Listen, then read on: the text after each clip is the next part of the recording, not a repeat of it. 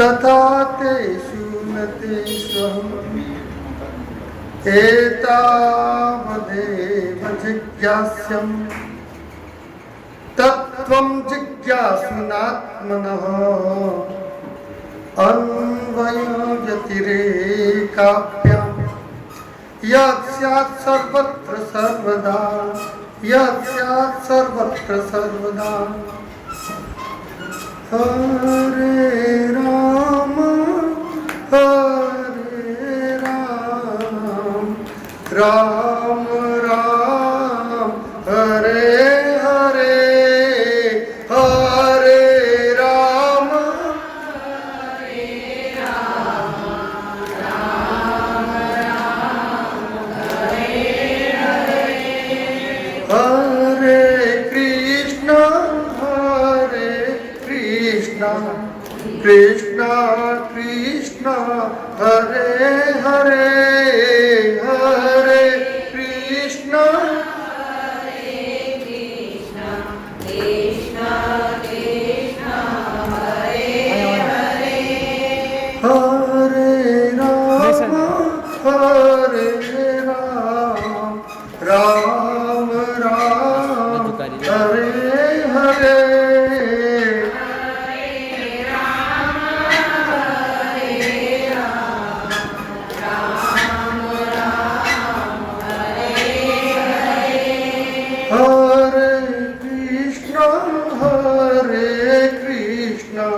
कृष्ण कृष्ण हरे हरे हरे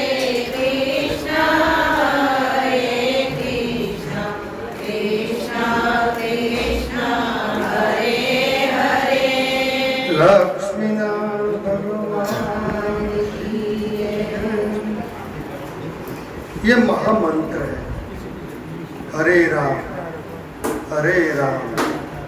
राम राम हरे हरे हरे कृष्ण कृष्ण कृष्ण हरे हरे। यह कली संतरण उपनिषद का मंत्र है। कली संतरण ये उपनिषद है। कोई मंत्र होता है तो उसका महत्व होता है। एक शब्द सुप्रयुक्त सम्यक ज्ञात स्वर्गे लोके च कामधुक् भवति। अगर एक शब्द को भी हम सुप्रयुक्त शब्द का प्रयोग अगर सही करें, सम्यक ज्ञात अच्छी तरह से उसको जाना जाए। भोजन पकाते हैं, चावल है, दाल है, अगर कच्चा रह जाएगा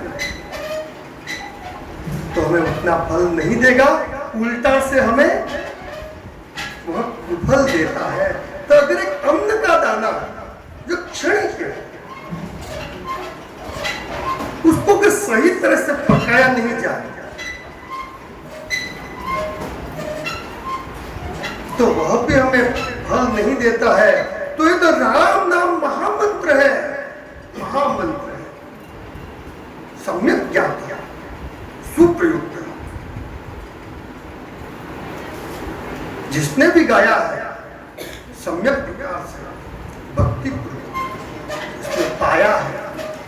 जिन खोजा तिन पाया गहरे पानी पेट। भक्ति खोज है। महादेव ने नाम तारक मंत्र का तारक मंत्र का उपदेश देते हैं। जब काशी में कोई व्यक्ति मृत्यु को प्राप्त होता है तो महादेव दर्शन देते हैं और वो तारक मंत्र है राम नाम, केवल राम नाम। क्योंकि मंत्र महामणि जपत महेश। महादेव ने मंत्र महामणि को आधार बनाकर अपने जीवन को सफल बनाया। कल हमारे शास्त्री जी आए थे, कमलेश भाई, बहुत अच्छा रहा था। कुछ न कुछ सीखने मिलता है। ज्ञान कहीं से भी हमें लेना चाहिए। कहा था कि आपको कथा समझ में आए कि नहीं आए, क्योंकि स्वाभाविक है भागवत थोड़ा संस्कृत निष्ठ है,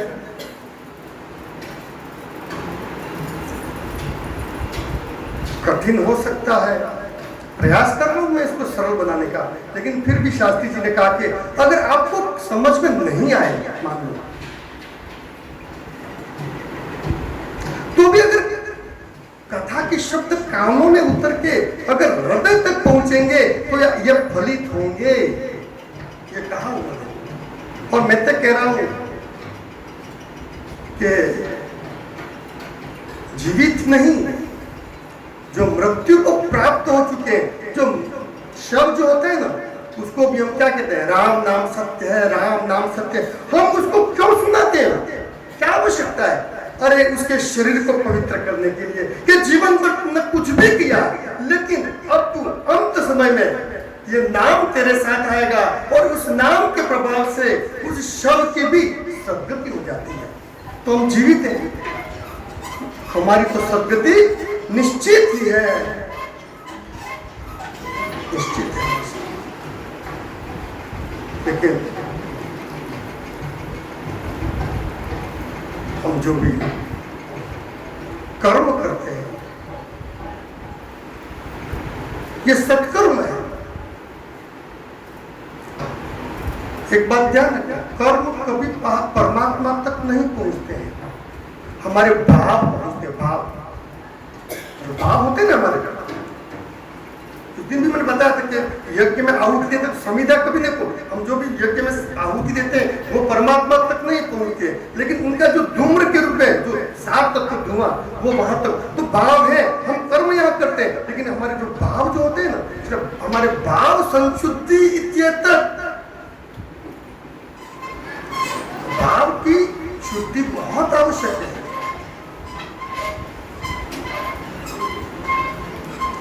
कल हमने कथा में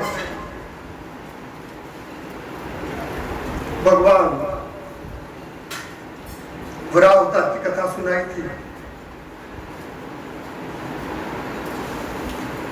आगे सुखदेव जी कथा को आगे बढ़ा रहे हैं, और ये कथा जो अभी चल रही है वो मैत्रेय ऋषि, जो मैत्रेय ऋषि हरिद्वार में विदुर जी को सुना आती है। कौन सी कथा? जो सुखदेव जी ने परीक्षित को सुनाई थी। जो कथा सूत जी महाराज ने शौनक आदि ऋषियों को सुनाई थी, वही कथा भगवान ने श्री कृष्ण की कृपा से उद्धव जी ने सुनी, और भागवत समुद्र में भगवान ने प्रवेश किया और कहा कि तू भागवत धर्म का प्रचार करना, क्योंकि कलयुग आ रहा है, भला कलयुग, और मैं जा रहा हूं। ये सभी बात मैं आप लोगों को सौंप के जा रहा हूं, क्योंकि अब मैं शरीर रूप में नहीं रहूंगा। मैं अगर रहूंगा तो इस भागवत के रूप में मैं इस कलयुग में लोगों का उद्धार करूंगा। इति वाङ्मयी मूर्ति प्रत्यक्षा वर्तते हरे। ये वाङ्मयी मूर्ति है भगवान की, भगवान के अंतर। तो आगे कथा रही जय विजय, जो भगवान के पार्षद थे।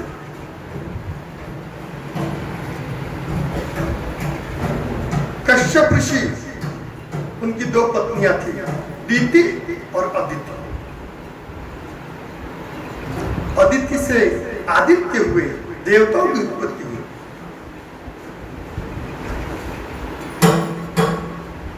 इसलिए वो आदित्य आदि देवता कहलाए। अदिति से देवता प्रकट हुए और दीति से दैत्य प्रकट हुए, दैत्य क्यों प्रकट हुए? दोनों भाई थे, असुर और देवता, पिता एक ही है, माया अलग है। एक ही घर में जन्म, एक ही घर में विभीषण और रावण का भी जन्म हुआ है, एक घर में। और हम आजकल देखते हैं बहुत से समाज में, कहीं भी गांव में, एक घर में दो भाई हो तो एक साधु होता है, या कैसा भी हो सकता है, होता है। इसलिए कहा है ना, ये पूर्व जन्म की संस्कार, भले माँ है कि बाप संस्कार भले मिले, लेकिन वो पूर्व जन्म के जो संस्कार लेकर के आता है वो जीव, पूर्व जन्म के, या हम यहाँ भुगतने आए हैं, हम सब आगे, हम ये मृत्यु रोके, हम यहाँ भुगतने आए, पूर्व जन्म के संस्कार लेकर के। हमारे परमात्मा ने हमको, ये शरीर तो हमारा नया है, लेकिन हमारे में जो जीवात्मा है ना, वो तो सृष्टि के आदि में परमात्मा के साथ ही प्रकट हुआ है। इसलिए हमारा मन पुराना है, शरीर नया है। इसलिए अब इस चित्त में अनेक प्रकार के ऐसे संस्कार हैं, जन्म जन्मांतर के संस्कार हैं। जैसे मोबाइल की सिम में हम कितने सेव करते हैं, 25-30 मोबाइल हम बदल लें, लेकिन सिम तो वही रहती है, वही नंबर होता है हमारा। बस वो चित्त में सूक्ष्म रूप में वो संस्कार होते हैं। और हम नहीं कहते कि भाई ये व्यक्ति ऐसा नहीं कर सकता था, हम कहते हैं, बहुत बार कहते हैं, भाई ये व्यक्ति यार ऐसा नहीं था, इसने ऐसा कैसे कर दिया। कोई तो पुरुष हो या स्त्री हो, ये तो वास्तव में लोग विश्वास नहीं करते कि ये नहीं कर सकता। क्यों? पूर्व जन्म के संस्कार प्रकट हो जाते हैं। एक खेत में बीज पड़े हुए बहुत से, जिसको पानी मिल जाता है, खाद पानी, वो प्रकट हो जाता है वो बीज। हमारे अंदर भी ऐसा ही है, हमारे में अच्छा ही बुराई सब है, लेकिन संगति जो होती है ना, जिस लोगों के साथ रहते हैं, उठते बैठते हैं, संगति बहुत प्रभाव डालती है, बहुत प्रभाव डालती है। जन्म जन्म तो पार्वती कम समय में सब वो पढ़ने की, पार्वती की पढ़ने की, जब पढ़ने के बाद बहुत कम समय में उसने सब शिक्षा प्राप्त की, कम समय में। और भगवान राम लक्ष्मण ने भी अल्पकाल सब विद्या पाए, कम समय में। भगवान कृष्ण 64 दिन ही गुरुकुल में रहे, 64 कृष्ण सुदामा, और 64 कलाएं प्राप्त कर।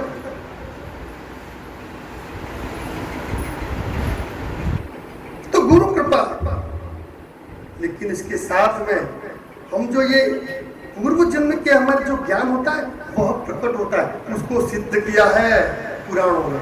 जैसे पार्वती ने कैसे प्राप्त कर लिया,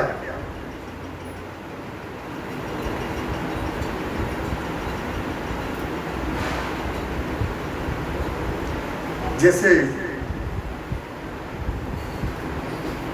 पूर्व जन्म के संस्कार ऐसे प्रकट होते हैं कि पार्वती देवी जब पढ़ने गई वहां पर, जब गुरु के पास में, तब ताम हंस माला शरदीव गंगा महोषधिं नक्तमिवात्मभास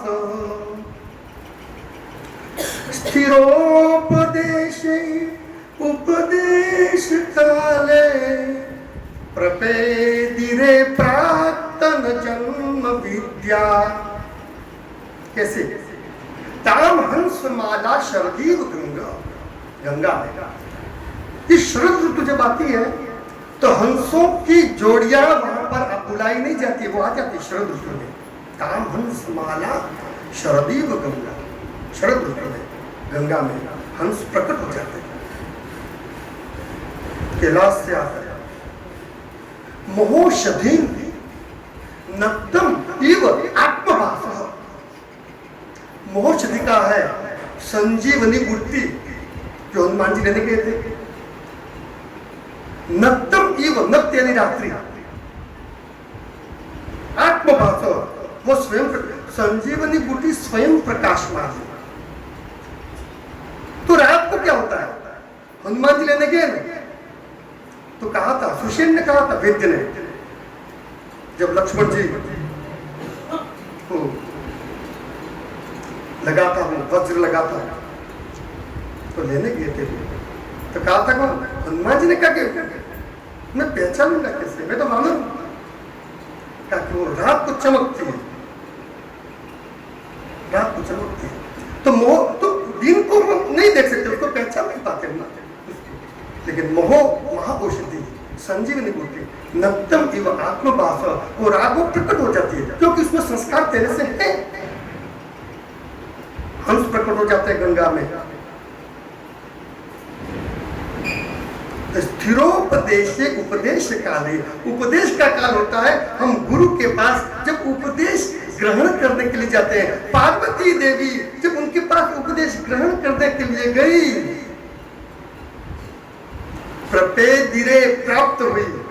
प्राप्त मैंने पूर्व जन्म की विद्या, पूर्व जन्म में उन्होंने जो विद्या प्राप्त की थी वह स्वतः गुरु के पास जाते ही वह स्वतः प्रकट हो गई। इसलिए हमारे पास भी अचानक कोई ज्ञान की प्राप्ति होती है या कोई भी चीज की वृद्धि होती है, तो पूर्व जन्म के कोई संस्कार होते हैं, वो समय आने पर प्रकट हो जाते हैं। ज्ञान प्राप्त करना वो अपनी बात नहीं है, ये जन्म जन्मांतर की यात्रा है, एक जन्म की नहीं। और ये रामकृष्ण परमहंस ने कहा, दक्षिणेश्वर पुजारी थे वो, ईश्वर चंद्र विद्यासागर। ईश्वर चंद्र विद्यासागर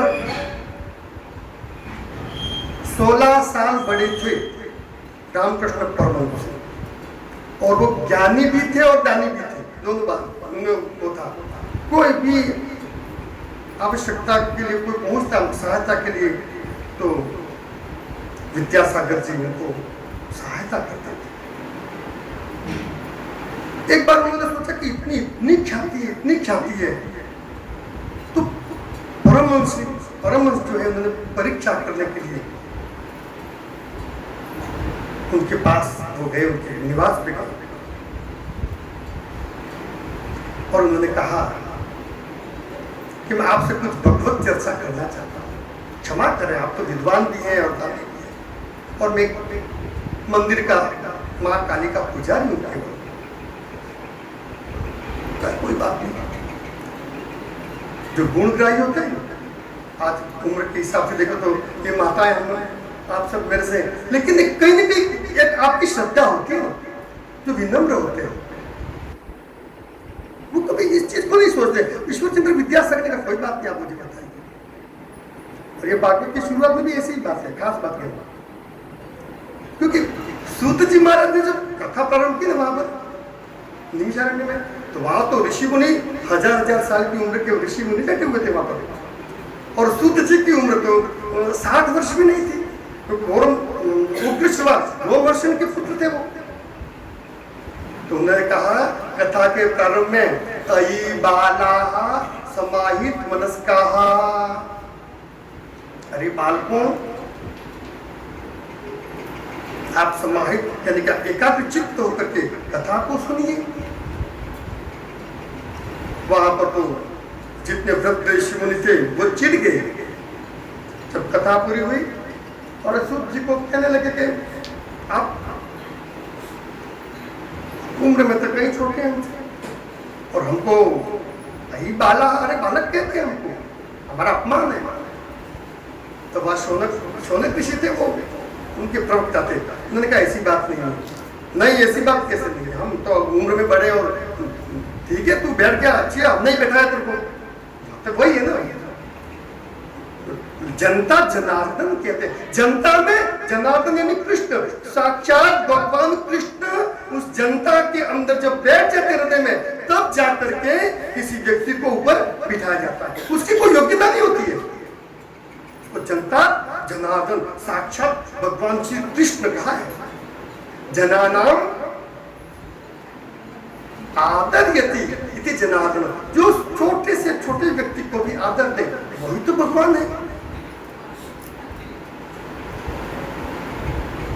नहीं हमें तो समाधान चाहिए, हमको बालक कैसे कह दिया, हमको बालक कहते हैं, ठीक है इसका तो हम फिर तो विद्या तीर्थम महेश्वरम, हम जाएंगे महादेव के पास, वो समाधान करेंगे। सब कथा तो हो गई, और सबने कहा चलो हम चलते महादेव के पास। महादेव जी एक वटवृक्ष के नीचे ज्ञानस्थ योगी बैठे हुए थे, आके चबूतरा होता वृक्ष का, ज्ञान योगी।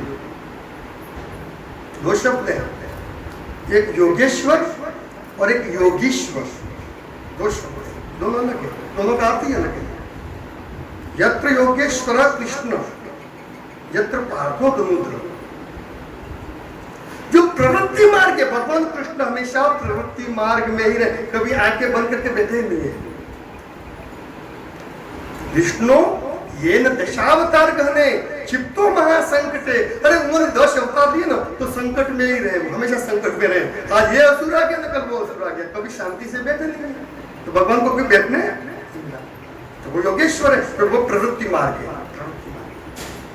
एक है योगीश्वर, इकार है वहां का, अर्थ बदल गया, वो निवृत्ति मार्ग है। महादेव तो निवृत्त होकर के ध्यान लगा करके सानंद, आनंद की अवस्था होती है। जब आंखें बंद करते हम, सानंद मानंद वने वसंतम आनंद कंदम हत पाप वृंदम वाराणसी नाथ अनाथ नाथम श्री विश्वनाथम शरणम प्रपद्ये। वो सब विश्वनाथ की शरण में चले गए, सब ऋषि मुनि प्रश्न करने के लिए। शंका है तो उसका समाधान भी करना चाहिए। कब तक जिएंगे उस अंधेरे में? वहीं देर आप कथा की थी।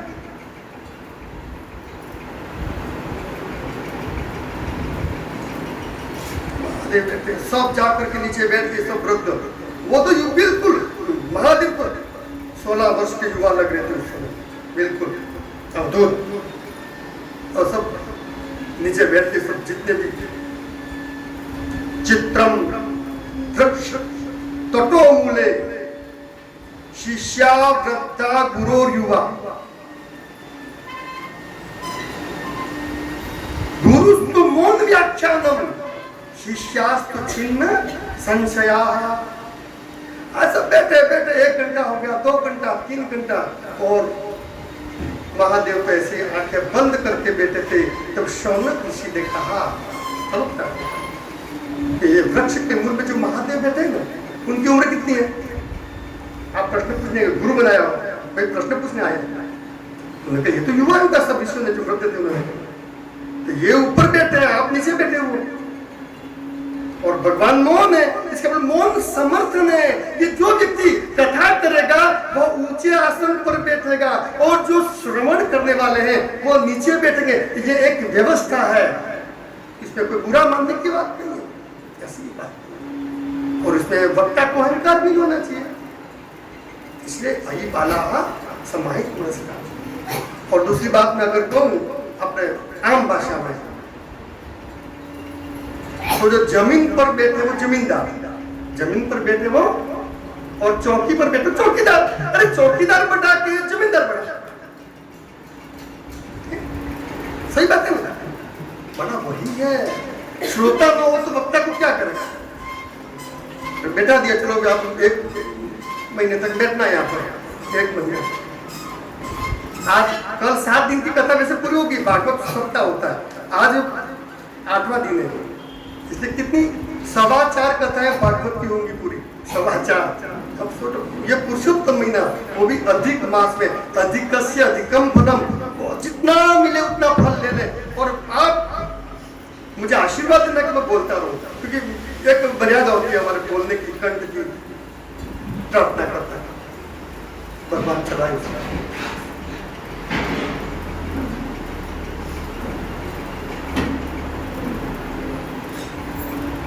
यहाँ पर कथा को आगे बढ़ा रहे हैं। मैत्रेय जी ने कथा शुरुआत की कथा की, दीति का गर्भधारण।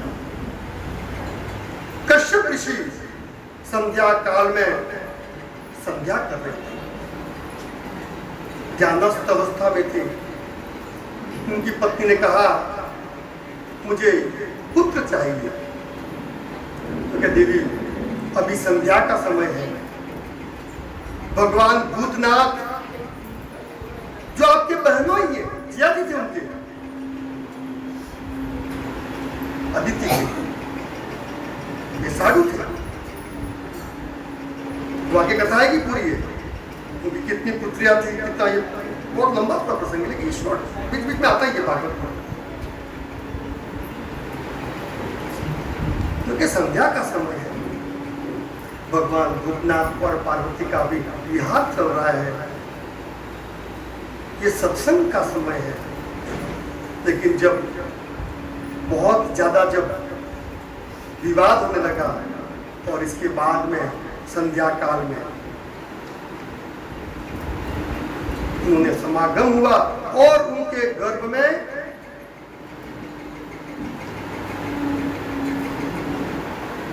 राक्षस उत्पन्न होंगे, इस प्रकार का उन्होंने उद्बोधन किया। हे देवी, इस ब्राह्मण कुल में असमय में इस प्रकार का जो कुत्सित कार्य हुआ है, तुम्हारे गर्भ में दो असुर पैदा होंगे। तो वो रोने लगी, घबरा गई, देव क्या कह रहे हैं, ये असुर होंगे और आपके ही पुत्र, मेरे ही जो पुत्र हैं, जो देवता, उनसे ये हमेशा विवाद करेंगे और ये उनका देवासुर संग्राम चलता ही रहेगा। तो पश्चाताप होने लगा, लेकिन अब पछताए बहुत क्या, जब चिड़िया चुप गई, जब पैरों में गिर गई, मुझे आप ब्रह्मदेव हैं, आप शापानुग्रह सक्षम हैं। कश्यप ऋषि का बहुत ऊंचा स्थान है। ये पृथ्वी का नाम जो काश्यप भी पड़ा, पृथ्वी का, वो कश्यप ऋषि की तपस्या, और ये कश्मीर जो है वो उन्होंने वहां पर तपस्या की थी। आज कश्यप ऋषि के कारण उसका नाम काश्मीर है। कहा कि तुम्हारा एक पुत्र जो है, एक पुत्र का वो भक्त होगा और वो है प्रहलाद। हिरण्यकशिपु से कौन हुआ? प्रहलाद हुआ।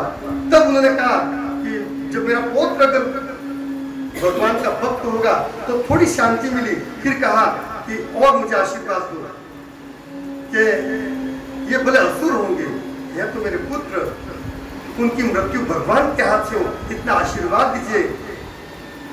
तब कश्यप ऋषि ने कहा तथास्तु।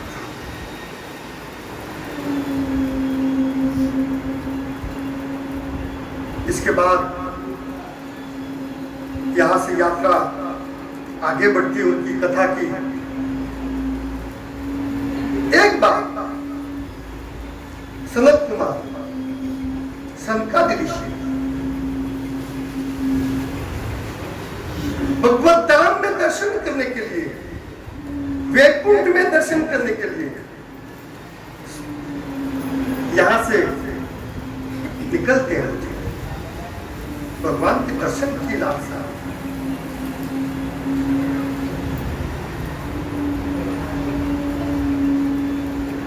वहां पर सनंदन, सनत कुमार, ये चारों भगवान के धाम के दर्शन करने के लिए निकलते हैं। और वहां पर उस धाम में प्रवेश करने के लिए कुछ शर्तें हैं। वो ज्ञान को लेकर के निकले। ज्ञान मस्तक में होता है, भक्ति हृदय में होती है। कि वो पूरा ज्ञान कभी परमात्मा तक नहीं पहुंचाता है जब तक हमारे में भक्ति का प्रादुर्भाव नहीं होता है। इसलिए तो भक्ति देवी क्यों रो रही है? ज्ञान और वैराग्य दोनों वृद्ध हो चुके थे। ज्ञान नहीं, अकेला नहीं, ज्ञान के साथ भक्ति आवश्यक है। उन्होंने ज्ञान के लिए मस्तक में ज्ञान था, वो ऐश्वर्य, तेज, श्री, जय सिया राम।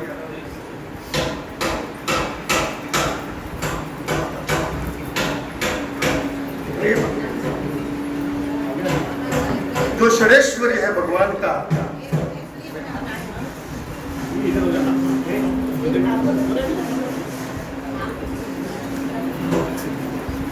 तो ऐश्वर्य, तेज, यश, श्री, ज्ञान और वैराग्य,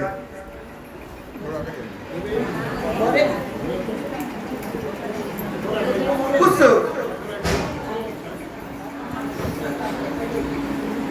जय श्री कृष्ण, जय श्री कृष्ण।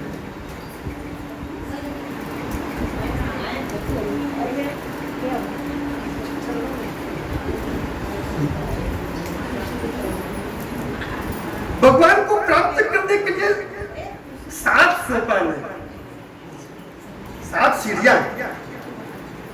तो ये 6 सीढ़ियां को पार सनत कुमार ने पार करनी थी।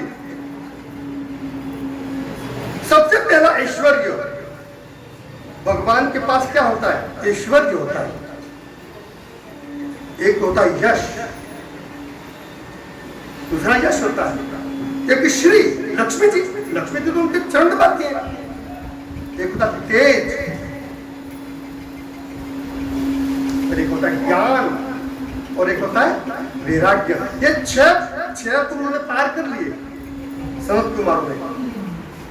लेकिन 7वां जो खास जो 7वीं सीढ़ी है वो है भक्ति है। भक्ति ये ना विषय, उन्होंने भक्ति नहीं थी, ज्ञान तो बहुत था। ज्ञान मार्ग का जो ज्ञानी होता है उसका पतन क्रोध से होता है।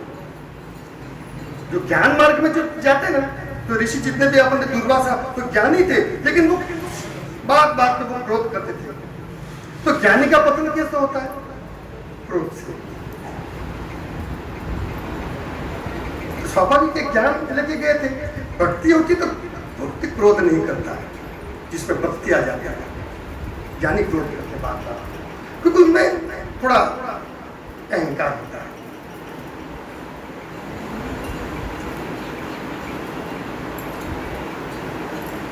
तो भक्ति नहीं थी उनके पास। जय और विजय दोनों भगवान के पार्षद, भगवान विष्णु का ही स्वरूप। सोने के कुंडल जगमगा रहे थे, जिसे तपा हुआ सोना होता है ना अग्नि में, ऐसे कुंडल जगमगा रहे थे। मुकुट धारण किया था।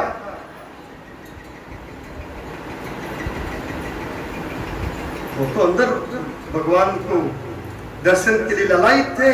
जैसे ही सनत कुमार जा रहे थे तो उन्होंने कहा कि अभी प्रभु विश्राम में हैं, अभी दर्शन नहीं मिल सकते। उन्होंने कहा कि यहाँ कोई विश्राम नहीं होता। एक तो स्वर्ग होता है, स्वर्ग से ऊपर क्या है? अपवर्ग।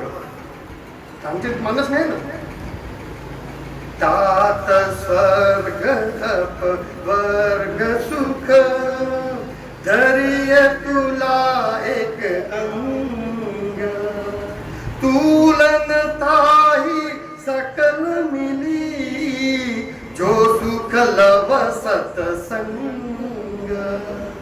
जो सत्संग में जो सुख मिलता है ना, वो स्वर्ग में भी नहीं मिलता है, वहां पर भी नहीं मिलेगा। वहां सत्संग नहीं मिलेगा स्वर्ग में। वहां तो सुख बहुत है, सुख मिलेगा, भोग है वहां पर, और क्षय होकर मृत्यु लोक में वापस आना है। सत्संग स्वर्ग में नहीं मिलेगा।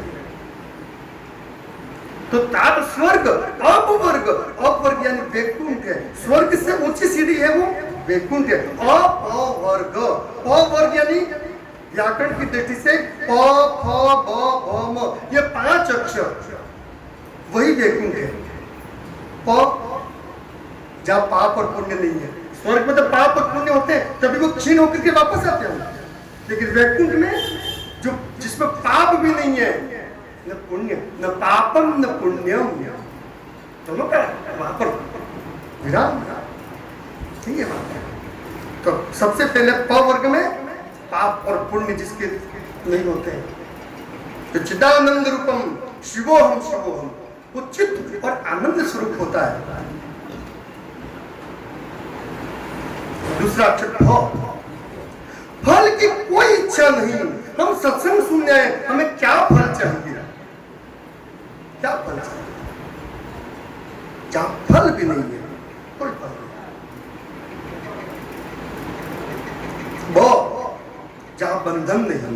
कोई बंधन नहीं। वैकुंठ में किस बात का बंधन, जहां साक्षात श्री हरि विराजमान है वैकुंठ में। कृष्ण प्रिय सतत सकल कल्मशनाशनम च मुक्तेक हेतु भक्त विलासकारी संत कथानकमिदम पिबता दरेण लोके ही तस्य परिशीलन सेवया किया। जो साक्षात भगवान विराजमान है वहां पर तो फिर बंधन किस बात का, या बंधन तो यहाँ पर है। हम सब बंधे हुए हैं बिना डोरी के। जब विवाह होता है तो हमारी माँ करती है यूं, सास भी आती तो यूं बिना डोरी के बांध दिया, यूं करिए। ये हमारा बिल्डर बनाया हमारे, आपका स्वागत है यहाँ से। मेरे को भी ये सब बिना डोरी के, अब कोई डोरी है ही नहीं। डोरी हो तो तोड़ के भाग जाए भाई। कोई डोरी अगर आप लोगों ने बहुत बुद्धिमानी की, कोई डोरी नहीं रखी, ऐसे ही कर दिया। ये सब इशारा किए थे सब दिशाओं में, लेकिन रघुनाथ जी के आश्रय में थे। श्री राम शरणम समस्त जगताम रामम विना का गति रामेण प्रतिहन्यते कलिमलम रामाय कार्यम नमो रामा त्रस्यति काल भीम बुझगो रामस्य सर्वं वशे रामे भक्ति अखंडिता भक्त में रामत्व में वास। हम तो रघुनाथ के आश्रय में आ गए थे। अब तो आप संभालना मेरे को, भुवनेश्वरी देवी दी आपने संभाला वास्तव, और वो मेरे को संभाल रही है। अब तो ये सब है वास्तव में सोचता है हमारे बहुत आनंद है। मैं बहुत आनंद है। मैं तो आभार मानता हूँ, आभार ये हमारे आभार।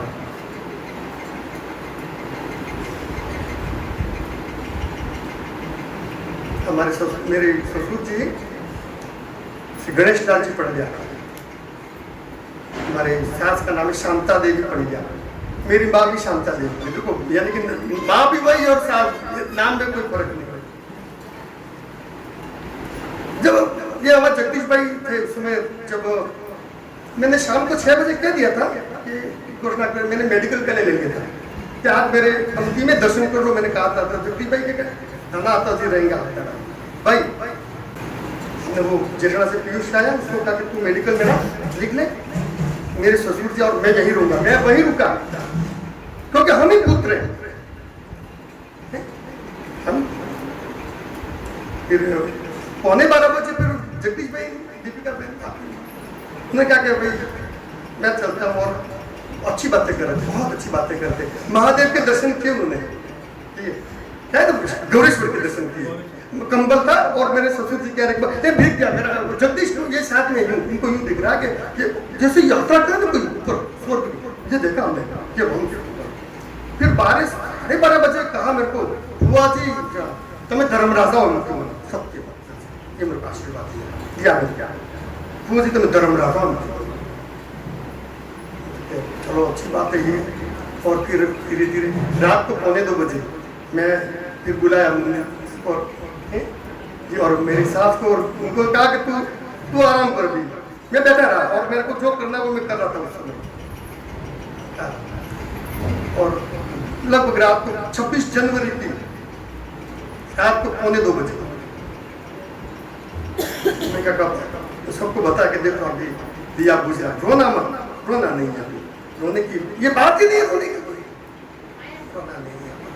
अब तक उसकी सदगति उनकी कैसे हो ये प्रार्थना करें। तो जहाँ भी हो उनको सदगति मिले यही हम प्रार्थना करते हैं। तो उन्होंने क्या चाहिए उनको, सब कुछ मिला।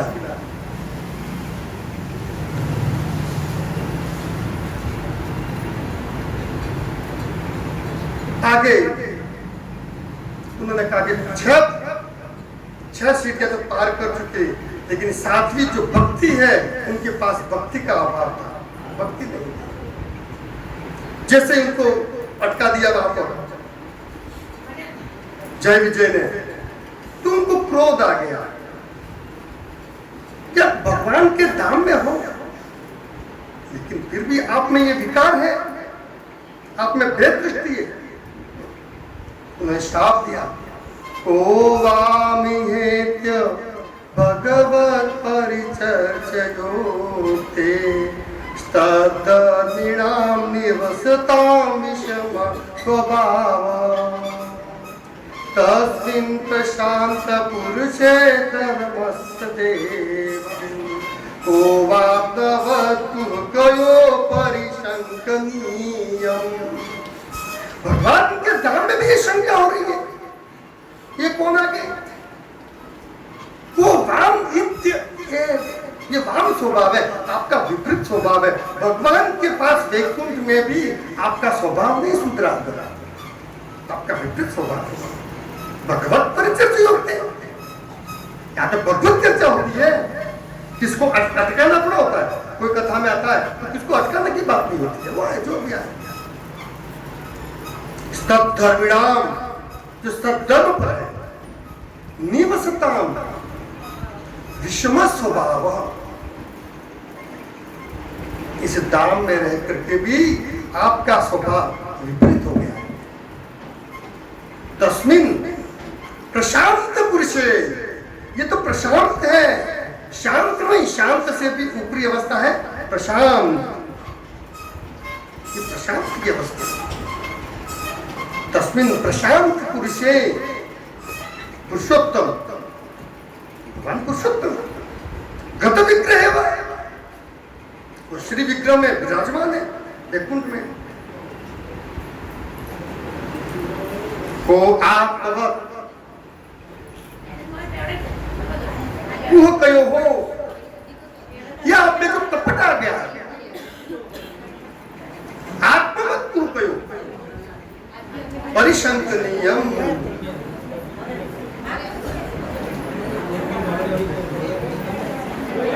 कोवाद विसर्गो जनताग विप्लवो यस्मिन् तति श्लोकम अबध्यवत्यपि नामानन्त्यस्य यशोंकितानि शृण्वन्ति गायन्ति गृह्णन्ति साधवः।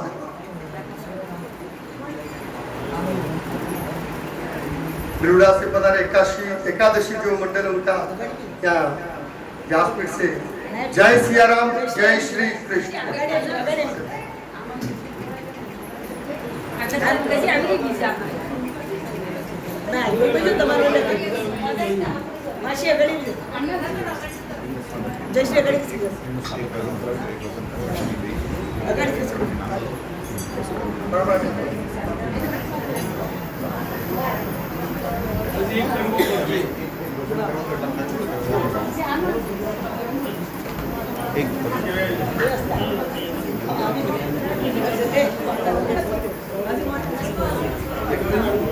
करते हो तुम कन्हैया, मेरा नाम हो रहा है। करते हो तुम कन्हैया,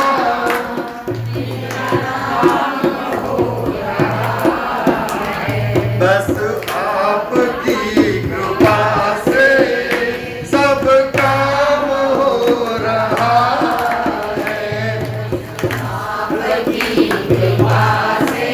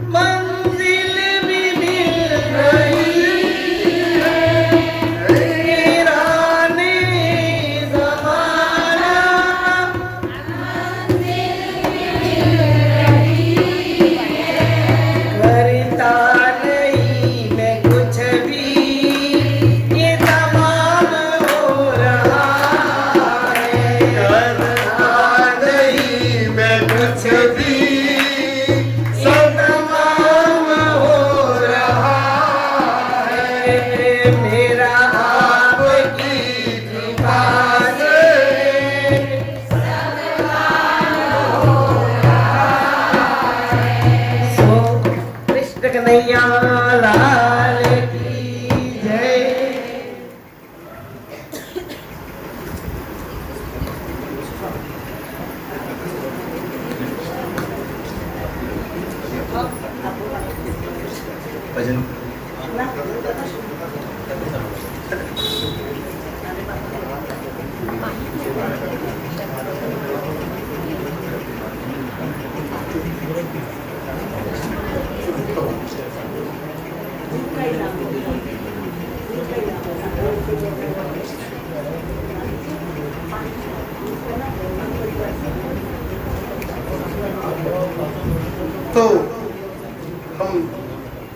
कथा के क्रम को आगे बढ़ाएं। आप सबका आभार। जय श्री राम।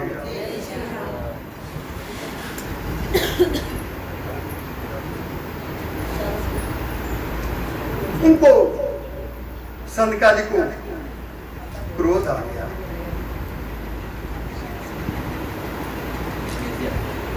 को वाम हेत्य भगवत परिचर्चा। यहाँ पर तो भगवत चर्चा होनी चाहिए, सत्संग होना चाहिए। जब ये मृत्यु लोक में जब इतना सत्संग हो रहा है तो साक्षात प्रभु का धाम है। को वाम हेत्य भगवत परिचर्चा योगते धर्मिणाम निष्ठाम विषम स्वभाव। हमारा स्वभाव जब तक नहीं बदलेगा, कथा सुनने के बाद में अगर थोड़ा परिवर्तन नहीं आता है तो श्रम एव ही केवलम, तो उसको हम श्रम कहते हैं। केवल श्रम हुआ। आदृढ़ चातम ज्ञानम प्रमादेन हतम श्रुतम विश्वास गुरुवाक्य स्वस्मिन दिनत्व भावना। जब तक दृढ़ता नहीं आएगी हमारे जीवन में, तक लक्ष्य बना चाहिए। सब प्रसंग हम चुके थे, वो वैकुंठ का ही था। तो तात स्वर्ग अपवर्ग सुख प्रसंग ये चल रहा था। तो अ का अर्थ बताया, वैकुंठ में पाप और पुण्य जहां पर नहीं होते तभी प्रवेश मिलता। पाप पुण्य होते ही होता, फल भी नहीं होता। बिल्कुल खाली होके जाना है। जब खाली रहेंगे तब जाएंगे। जिस कागज पर लिखा होता है ना, उस पर अगर लिखेंगे तो पहले वाला भी व्यर्थ है और लिखा हुआ भी व्यर्थ, दोनों व्यर्थ हो जाते हैं। दोनों व्यर्थ हो जाते हैं जीवन में। बंधन नहीं है। मुक्ति, मुक्ति की क्या आवश्यकता? साक्षात परमात्मा का धाम है वो तो। वहां पर ऐसे वैकुंठ में भी जब इस प्रकार का व्यवहार किया गया,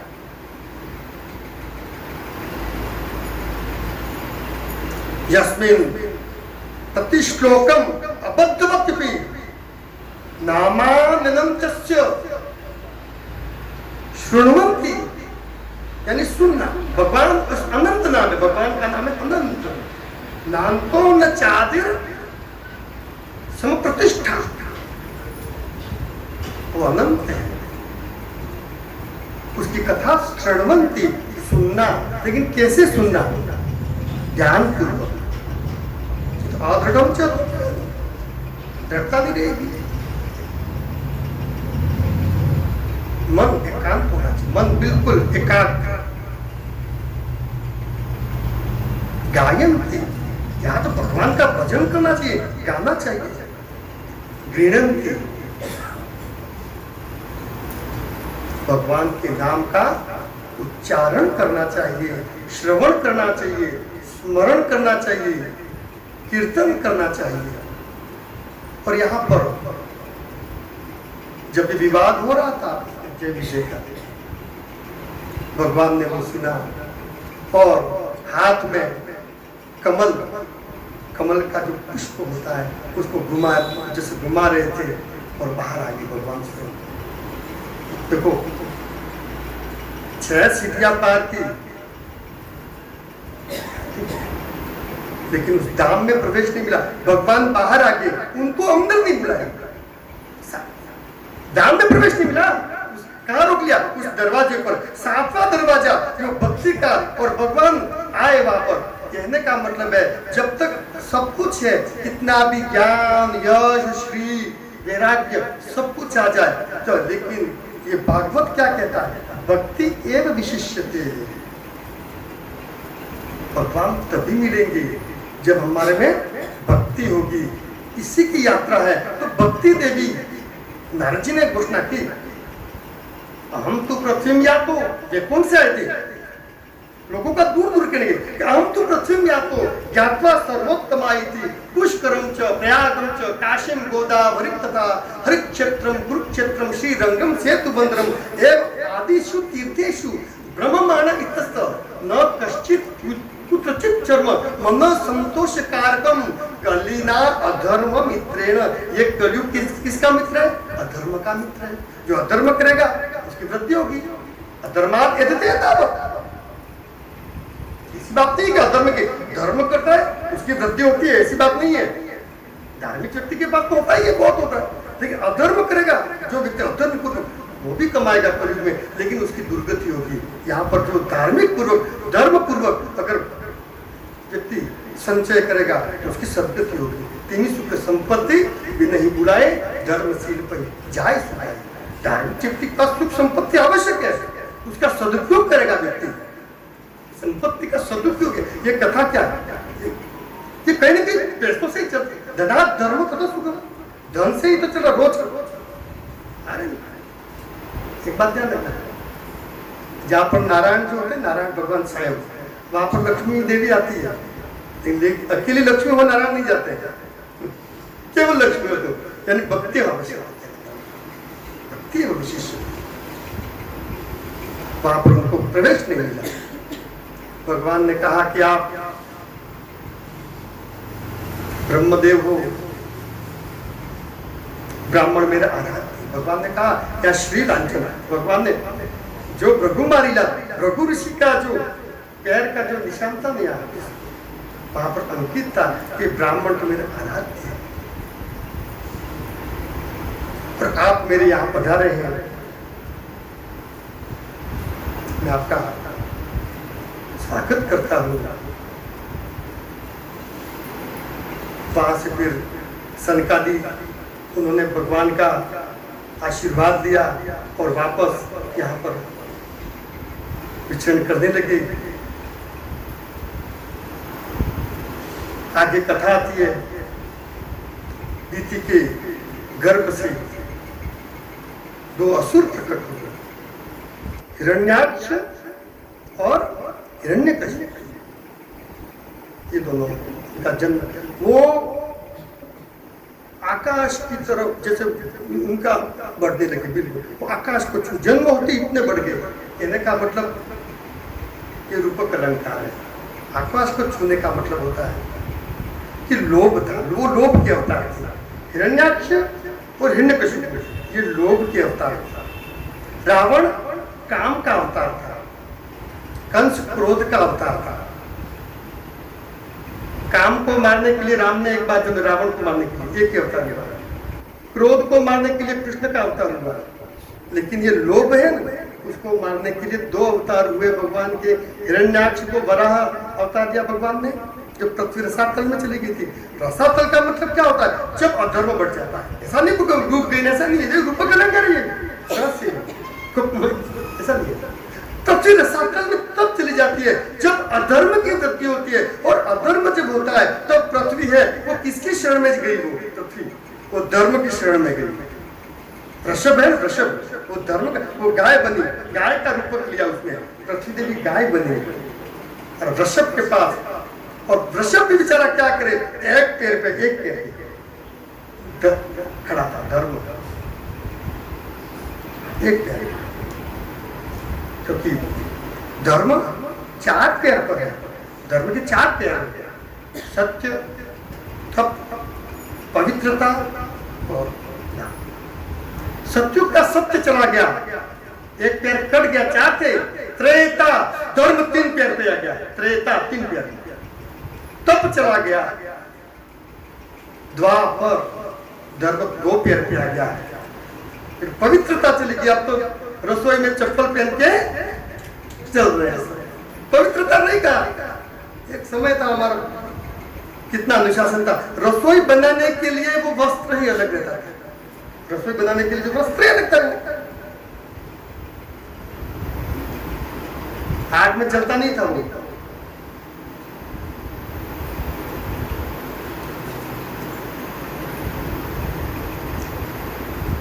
तो लोभ आकाश की तरफ बढ़ता ही रहता है, बढ़ता ही रहता है। और हिरण्याक्ष दिग्विजय के लिए निकला, हाथ में गदा लेकर के। अहंकारी जो होते हैं, लोभी जो होते हैं, वो एक जगह पर बैठते नहीं है, उनमें रजोगुण ज्यादा होता है। तो 3 प्रकार के गुण है, एक तो सत्व गुण होता है, एक रजोगुण होता है, एक तमोगुण। ये 3 गुण सब में है, न्यूनाधिक। सत्व गुणी व्यक्ति क्या करता है? कर्म करता है, फल की इच्छा नहीं रखता है। कर्म तो करना ही है, सब करेंगे। भगवान ने वही तो उपदेश किया गीता में, कर्मण्येव अधिकार से। अरे कर्म करना तेरा अधिकार है। तो सात्विक व्यक्ति कर्म करता है, एक फल है वो परमात्मा पे छोड़ता है। हे भगवान तेरे हाथ है, कर्म अच्छी तरह करेगा, निष्ठा पूर्वक। कर्म के बाद में रजोगुण आता है, सत्वगुण, रजोगुण।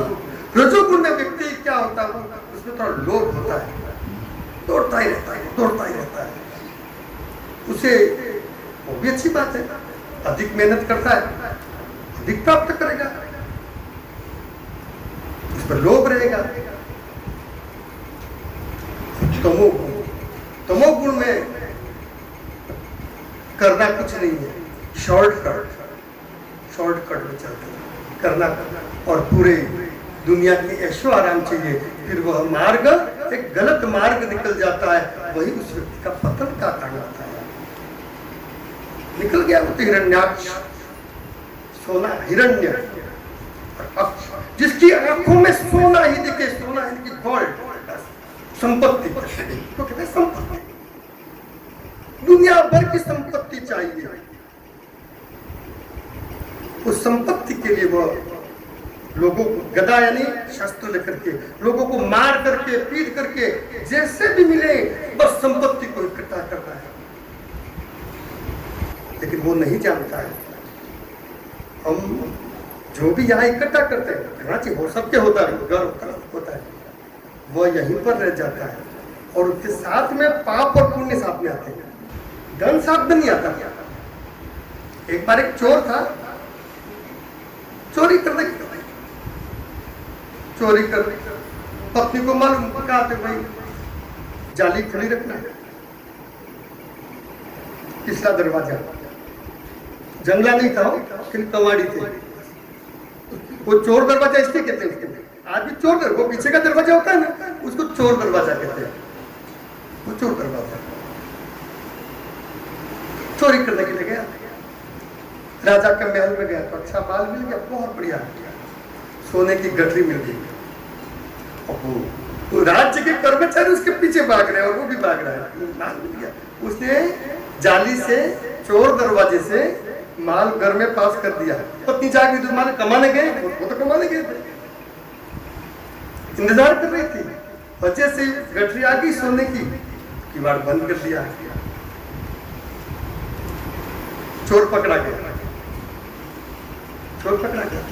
लगी उसको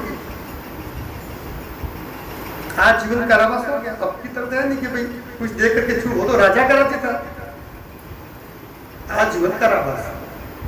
नया विवाह हुआ था, वो युवा स्त्री थी, संपत्ति तो अपार थी, उसके पास सोना था बहुत, 4-5 किलो मिल गया होगा, उसे दूसरा विवाह कर दिया उसी धन से और मस्त से रहने लगी। पाप किसने किया? चोरी की। पाप का फल कौन भुगतता है? बस यही है। हम भी यहाँ पर अगर अन्यायपूर्वक इकट्ठा करेंगे तो संपत्ति यहाँ रह जाएगी और वहां पर यमदूत के जो कोड़े पड़ेंगे वो हमको पड़ेंगे। इसलिए कहा है कि दानम, सबसे पहला कलयुग में कहा है दानम एको कलयुगे। वेदव्यास जी ने कोई ऐसे थोड़ी घोषणा की है कि तू तो कर लेगा, अच्छी बात है, तेरे पीछे श्राद्ध भी करेंगे कि नहीं करेंगे तुझे मालूम नहीं होगा उस समय। कौन करता है? मना कर देते हैं। अब तो एक बात करो, अगर स्थिति नहीं हो आर्थिक और श्राद्ध करने की इच्छा हो और पैसे नहीं होने, तो ये भी एक है कि घर के आंगन में दोनों हाथ खड़े करके खड़े रह जाओ। नो मेस्ति वित्तम न धनम न चान्यम श्राद्धोपयोग्यम स्वपित्रम न तोस्मि तृप्यम तु एते पितरो मयेतो क्रतो बनिमारुतस्य। अगर आपके पास मान लो है भी पैसा तो वो देखने विचार आते नहीं है मान लो पैसा, लेकिन नहीं है किसी के पास, तो उसके लिए एक सुविधा शास्त्रों ने दी है कि नमेस्ति वित्तम, हे श्राद्ध देव, हे पितरों, दोनों हाथ भुजा उठा करके नमेस्ति वित्तम, मेरे पास धन नहीं है, होता नहीं होता कभी कभी, घर में खाना नहीं होता तो श्राद्ध कैसे करें, सुविधा दी है। न धनम, मेरे पास धन भी नहीं है, और श्राद्धोपयोग्यम, जिससे मैं श्राद्ध करूं मेरे पास कोई सामग्री नहीं है। कितनी सुविधा है, देखो हमारे धर्म में कितनी सुविधा दी है, सब कुछ छोड़ के जाते हैं, खेत खलियान घर सब कुछ, फिर भी श्रद्धा ही नहीं है। माँ बाप को तो श्राद्ध कैसे करेंगे, ये तो श्रद्धा का विषय है। श्राद्धोपयोगम स्वपित्रम, अरे हमारे पित्र जिन्होंने हमें इस मृत्यु लोक में, हम इनके कारण यहाँ पर है। आप ये कथा सुन रहे हो, इसका पुण्य उन पितरों को मिलता है। आप हम ये सत्संग करते हैं और पाप करते हैं ना, पाप का पुण्य भी उनको भुगतना है, दोनों मिलते हैं, पाप भी मिलते हैं और पुण्य भी मिलते हैं हमारे पितरों को। हम चाहते हैं हमारे पितर नरक में जाए, कोई चाहता है यहाँ पर? इसलिए पैदा किया हमको मनुष्य जन्म इसलिए मिला कि हमारे पितर जो है वो नरक में जाए। तो फिर श्राद्ध करना साल में एक बार, श्राद्धोपयोग पितरम न तोस्मि। अरे नहीं हो बेचारा, दोनों हाथ खड़े करके ये सुविधा शास्त्रों ने दी है। तृप्तम तु एते पितरो मयेतु, हे पितृदेव आप तृप्त हो जाना, कोई मंत्र की आवश्यकता नहीं है, यही मंत्र है। तो जो वर्तमानी बात हवा में थोड़ा हाथ उठा करके कहना, अरे इतनी दुर्दशा तो नहीं आएगी। अब आपके घर पे कौन आता है आज? कौन, किसके पास समय है? किसके पास समय नहीं है? सब कुछ है, समय नहीं है।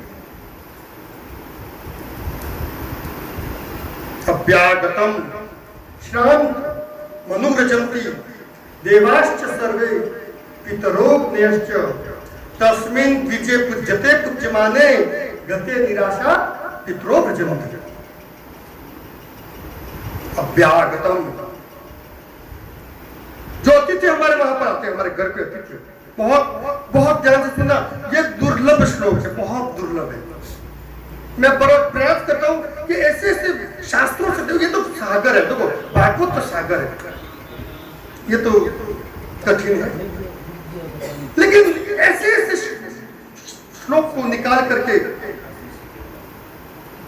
जो हमारे जीवन में उपयोगी है, हमारे नहीं, हमारे पूर्वजों के लिए, जो यहाँ पर नहीं है। आकाशस्थो निरालंबो वायुभूतो निराश्रित, जो आज वायु स्वरूप है, निराश्रित है। अब हम जलांजलि दे तो मिलती है वहां पर, अब उनका प्रयास को काम नहीं करता है, इसलिए हमको देना पड़ता है। यहाँ से एक कुत्ते को रोटी डालते वो भी वहां मिलती है, ध्यान रखना बिल्कुल। तो अभ्यागतम अतिथि, अतिथि देवो भव, उसको अभ्यागत कहते हैं। अभ्यागतम शांतम, थका हुआ।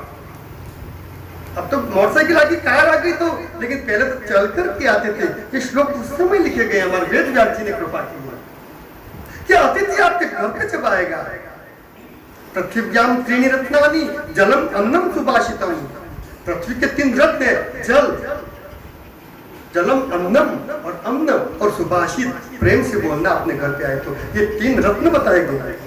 मूर्खा पाषाण खंडेशु रत्न संज्ञा पर दिए थे, मूर्ख लोग तो पत्थर को रत्न कहते हैं। वो नहीं है जल। कोई आया गर्मी में थका हुआ, 1 ग्लास जल दे दिया, आओ आपको बहुत कृपा किया आपने, बहुत कृपा की, वो खुश हो जाता है। और वो ही नहीं होता है, कौन खुश होता है वो सुनो आगे। वो व्यक्ति अतिथि खुश नहीं होता, केवल अभ्यागति नहीं होता है। अभ्यागतम शांतम, थका हुआ। अनुव्रजंती, अनु ने उसके पीछे पीछे, देखो अतिथि के पीछे कौन आता है? व्रजंती यम प्रवजंतम अनुपेतम अपेत कृत्यम, उसके व्रजंती यानी आना, पीछे पीछे। देवाश्च सर्वे, सभी देवता उसके पीछे आते हैं, इसलिए अतिथि देवता है। ऐसे थोड़ा क्या है कोई, शास्त्र में एक शब्द है उसका बहुत अर्थ होता है, बहुत चुनना पड़ता है। शांतम अनुव्रजंती देवाश्च सर्वे, सभी देवता उनके पीछे आते हैं। पितरों, हमारे पितर आते हैं कि ये अतिथि सत्कार करता है कि नहीं करता है? मैं छोड़ के गया हूं उसके लिए, हमारे पितर भी आते हैं। देवाश्च सर्वे पितरों, अग्नयश्च, अग्निदेव भी पीछे पीछे आते हैं। मेरे कारण तो पका रहा, मैं नहीं हूं तो तू खाना क्या पकाएगा? तेरी जिम्मेवार नहीं है क्या? अग्निदेव आते हैं। 3 अग्नियां बताइए, एक तो आहवनीय, गार्हपत्य और दाक्षिणात्य, 3 प्रकार की अग्नियां हैं। वो हमारे वहां के ध्यान से सुनना। आहवनीय अग्नि वो होती है जो हम यज्ञ करते हैं, यज्ञेन यज्ञमय जमत देवास्तानि धर्माणि प्रथमानि दासि। आहवनीय वो इसको हवन करते वो। गार्हपत्य अतिथि के पीछे आती है। घर में जो भोजन पकाते हैं हमारी माताएं, इसलिए तो माता को कोई यज्ञ करने की आवश्यकता नहीं है। सुबह उठते जो चूल्हा जलाती है हमारी माता है, वही यज्ञ है, वही जो भोजन बनाती है और हमारा तृप्त हो जाता है भोजन से। अन्नात् भवति भूतानि, अन्न से अन्नात् भवति भूतानि, पर्जन्यात् अन्न समो यज्ञात् भवति पर्जन्य, यज्ञ कर्म समुद्भव, यही यज्ञ आपका। कोई यज्ञ की आवश्यकता नहीं है, वो आपको अलग नहीं कर दिया है। माताओं को कोई यज्ञ से अलग विलग नहीं किया है, उनको सम्मान दिया है। अरे आप नहीं करो ना अब यज्ञ, तो भी आपको मुक्ति मिलेगी। जैसे वो कोई विशिष्ट व्यक्ति होते हैं ना, जो राष्ट्राध्यक्ष, उनके टिकट लगते हैं, उनको टिकट खरीदनी नहीं पड़ती है, वो अपराध नहीं है उनका, थोड़ा अपराध थोड़ा होता है। हमारा देश का राष्ट्रपति हो, किसी सरकारी बस में रेल में बैठ जाए, क्या टिकट लेनी पड़ती है उसको? तो अपराध है क्या? टिकट नहीं है, कैसे अपराध है? लेकिन हमारी माताएं जो है, वो जो भोजन पका के, जो बाल गोपाल जो है, हमारे जो बच्चे ही बाल गोपाल है हमारे घर में, वही मंदिर में तो है ही महिमा। तो देवाश्च सर्वे, सभी देवता, पितृ पुत्र खुश हो जाते हैं। अब किसी अतिथि को भोजन करो ना घर में, आपके जो घर में बहू जो भोजन खिलाती है ना, तो उसके पितृ भी खुश होते हैं। दोनों कुल के, दोनों के, जैसे कि अपने घर में हमारी पत्नी होती है, तो उसके पितृ जो पिता जो है वो खुश हो जाते हैं कि मेरी बेटी धर्म में है, वो अतिथि संस्कार करना जानती है। वो पितरो अग्नियश्च, और तीसरी अग्नि है दाक्षिणात्य।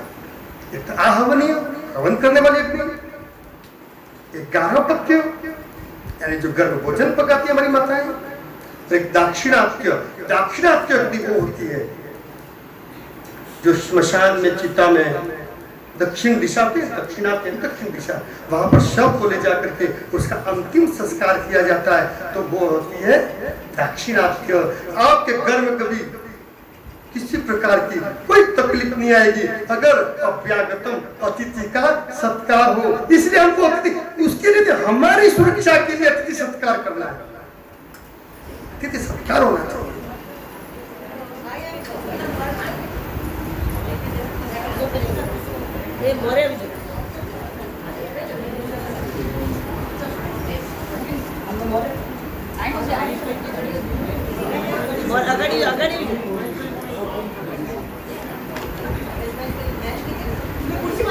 लेकिन जय श्री राम,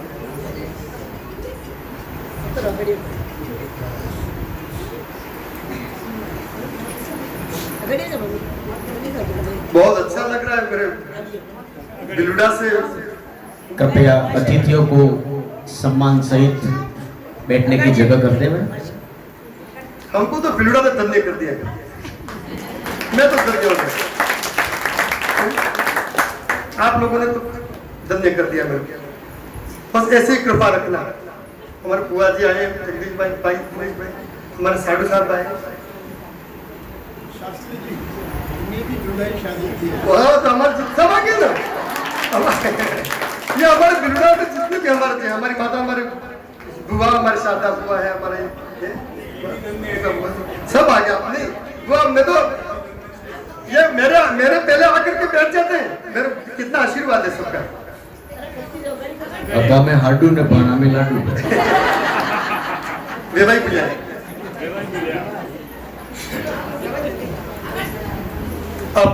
अपनों के बीच में कथा करना मजा आता है जगदीश भाई।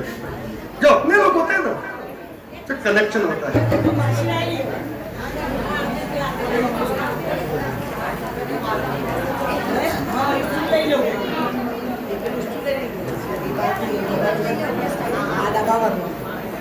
हमारे यहाँ पर कोई ढोलक भी नहीं है, तबला भी नहीं है, कोई साज नहीं है। हमारी माताएं भजन करते और मैं सुनता हूँ। हमने एक शर्त रखी है, एक शर्त कहो, मैं कथा सुनाऊंगा, आप मुझे भजन सुनाओ। भाई तो होना ही चाहिए। भरत जी दान पेटी इधर आगे ले आओ, स्टूल भी ले ले वहां से। बोलिए श्री लक्ष्मी नारायण देव की जय।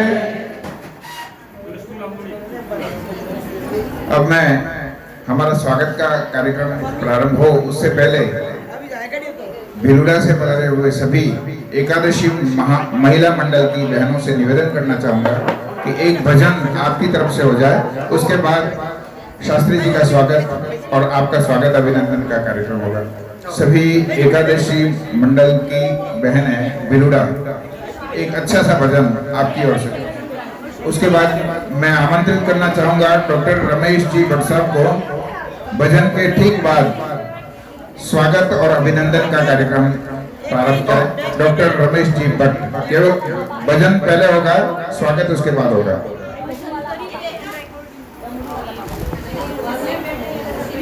भिलुड़ा से पधारे हुए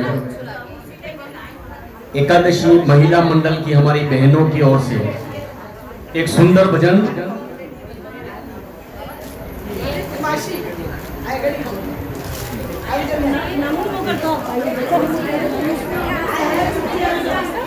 प्रणाम।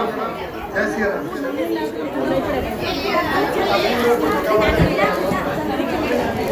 एकादशी महिला मंडल की बहन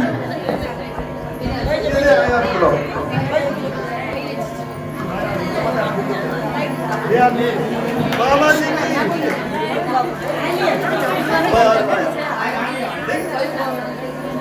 और आज प्रसाद हमारे मामा जी ईश्वर जी भट्ट, रोहन डॉक्टर रोहन भट्ट के पिताजी रोहन और मीर हमारे, मेरे तो मामा जी होते। वो तो वैसे तो जगत मामा ही है, वैसे ही जगत मामा, लेकिन मेरे तो मामा होते। मैं भट्ट परिवार का, ये हमारे मामा जी बाल प्रभु जी, गणेश लाल जी मेरे मामा, ये भट्ट परिवार उनका मैं बांझे हूँ। और आपने हमारे मामा जी ने जो प्रसाद दिया है, और जिसने भी जो भी प्रसाद देता है भगवान उन्हें पुण्य प्रदान।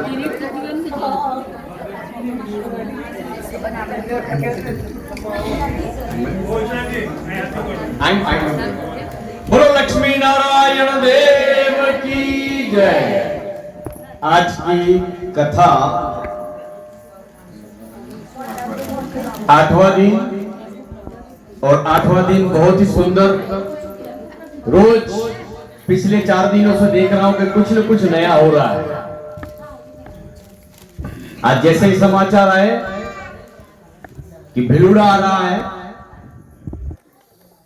भिलुड़ा की एकादशी महिला मंडल की बहनें, उनकी छोटी बहन के पति, उनके दामाद भगवत कथा की बहनें भिलुड़ा से आई है। इनका खरंजा के शब्द उनका हार्दिक स्वागत अभिनंदन। और मेरे पड़ोस में बैठी है उनकी धर्म माता बेटी भुवनेश्वरी को तैयार करके दामाद जी को सुपुर्द की वो माता है, आपके सामने बैठी है। भिलुड़ा से पधारे हुए समस्त समाज के स्नेहीजन अग्रज एम जेठाणा से पधारे हुए गुरुजी विश्वनाथ जी पंड्या, भगत जी, महेश जी, आप सभी का हम स्वागत अभिनंदन करेंगे। लेकिन उसके पहले हमारी एकादशी महिला मंडल की बहनों की ओर से एक भजन के लिए हम प्रार्थना करते हैं।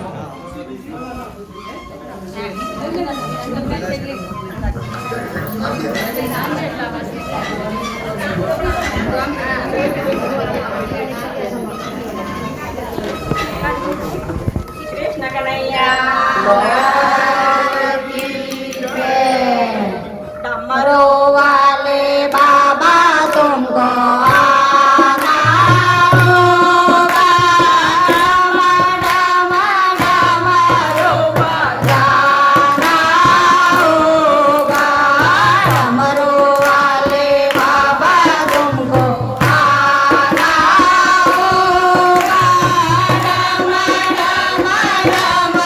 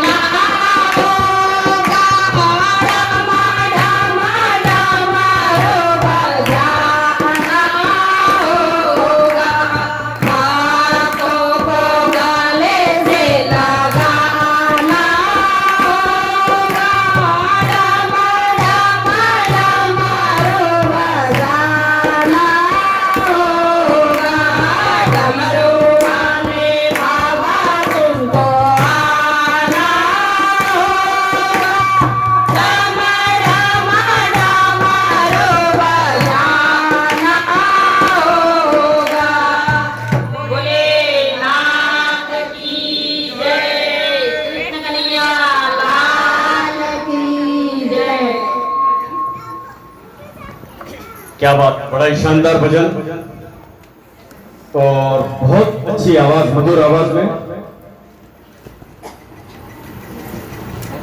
आखिर आपने बेटी की है तो बेटी के लिए आवाज तो मजबूत निकलेगी सही, उसको कोई इस युग में दबा नहीं सकता। वो घर बहुत याद आता है, वो घर बहुत याद आता है, वो घर बहुत याद आता है, आंखें भीग जाती है जब पियर बहुत याद आता है। पियर से पधारी हुई समस्त बहनों को एक बात है, लेकिन ये बात निश्चित हो पियर वाला अवे इंदर जरा कुछ वास्तव छो में लगे ने एक बार जोरदार तालियां पियर वाला और बढ़ाई दो, क्योंकि इन्हीं वजह है हर लड़की के लिए खास होता है उसका मायका, हर लड़की के लिए खास होता है उसका मायका। जैसे मेवों से बनी खीर में हो केसर का जायका, ये केसर का जायका आज हमारे बीच सम्माननीय शास्त्री जी के लिए भोलेनाथ, श्रावण के महीने में भोलेनाथ का सुंदर भजन हमारी बहनों ने भिलुड़ा से आकर हमारे बीच यहाँ बहुत ही मजबूत आवाज में पेश किया। खड़क तक की सबकी जिम्मेदारी बनती है, जोरदार तालियों से उनका स्वागत अभिनंदन करें। दामाद को भी कह देता हूं मैं, दामाद को सम्मान देकर बताया जाता है, पत्नी का सम्मान करना सिखाया जाता है। सम्मान इसीलिए मिलता है कि आप सम्मान करना। इसमें हमारे हरीश भाई, जिनके पिताजी मोहनलाल जी पंड्या, माता शांता, दोनों में भगवान समाये हुए हैं। उधर अगर चले जाओ ससुराल में तो ससुरा जी गणेश, माँ शांता, भगवान समाये हुए, तो फिर ऐसा स्वरूप क्यों नहीं आएगा। भुवनेश्वरी साथ में हो और हरि स्वयं विराजमान हो, तो हरि के मुख से ही श्रावण माह में, पुरुषोत्तम माह में भगवत कथा का रसानंद ले रहे हम, इससे ज्यादा अच्छा क्या होगा। आज इस मंच पर बेलूड़ा से पधारे हुए समस्त बहनें, हमारे भाई जी, हमारे भिवाई साहब, महेश जी, हरीश जी, अपने कमलाशंकर जी, भगत जी, नरेंद्र जी कहाँ हैं? हाँ, भगत जी, नरेंद्र जी, मतलब भक्ति के पर्याय का नाम नरेंद्र जी भगत है। हर अच्छे कार्यक्रम में आपकी उपस्थिति निश्चित होगी और हमारे समाज के वरिष्ठतम अभी के मैं विश्व पितामह को तो भी जायज है उनके लिए, जेठाना से पधारे हुए गुरुजी विश्वनाथ जी पंडित, आप सभी का खड़गदा की इस सरजमी पर हार्दिक स्वागत अभिनंदन। एकादशी महिला मंडल का खूब खूब आभार धन्यवाद ज्ञापित करते हुए आप सभी को मैं पोथी पूजन के लिए क्रम से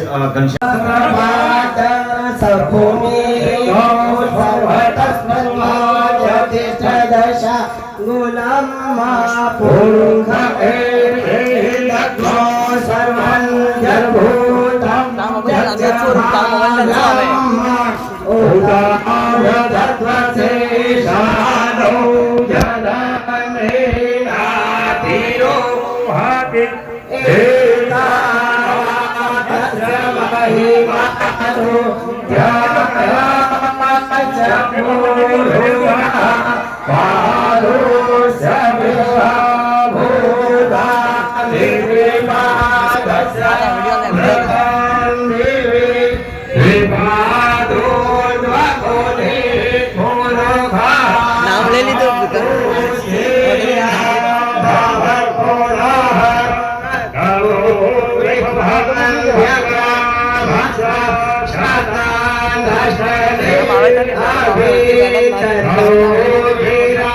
न जाय सविराजो अधिभूत